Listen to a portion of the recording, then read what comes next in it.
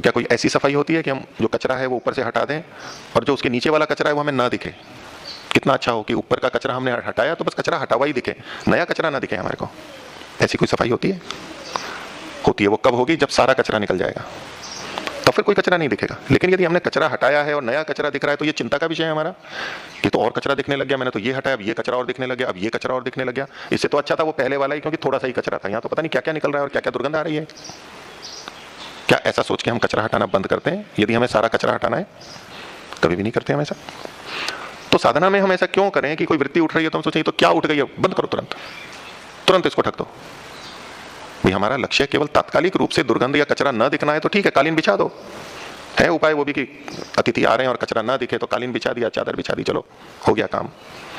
यदि हम उस स्तर पर जी रहे हैं तो ये उपाय चलते रहेंगे और हम भी इनको उपाय मानते रहेंगे, और जो वास्तविक उपाय हैं उनको हम अनुपाय समझते रहेंगे, तो लेकिन मूल समस्या समाप्त नहीं होगी।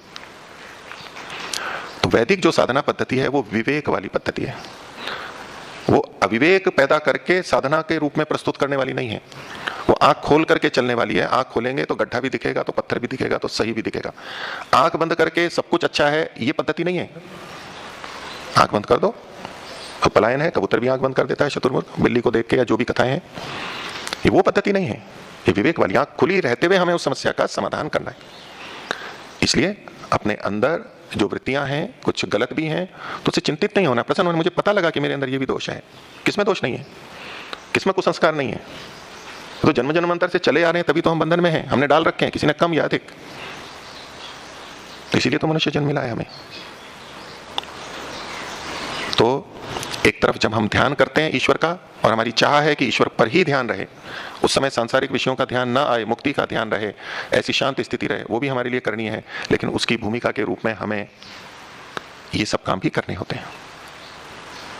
इसलिए वृत्तियों को कभी भी, जो अच्छी वृत्तियां हैं वो तो हैं ही स्वीकार्य, और गलत है तो गलत है।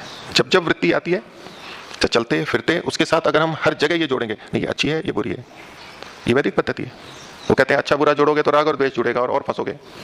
वैदिक पद्धति कहते नहीं, ये वृत्ति है, ये अच्छी है, बोलो उसको अच्छी है, ये बुरी है तो बोलो इसको मन में कि ये बुरी है। जब जब हम उसको बुरी को बुरा कहेंगे, ये यथा योग्य व्यवहार है, ये विवेक है, ये यथार्थ है। और योग का मार्ग, मुक्ति का मार्ग यथार्थ पे चल के होता है। गलत को भी सही या गलत को भी गलत ना माने तो ये मार्ग नहीं चलेगा, वो अयथार्थ मार्ग है। गलत को गलत मानने में क्यों हम संकोच कर रहे हैं? उसमें क्या हानि है? गलत को गलत मान के उससे हम बचेंगे।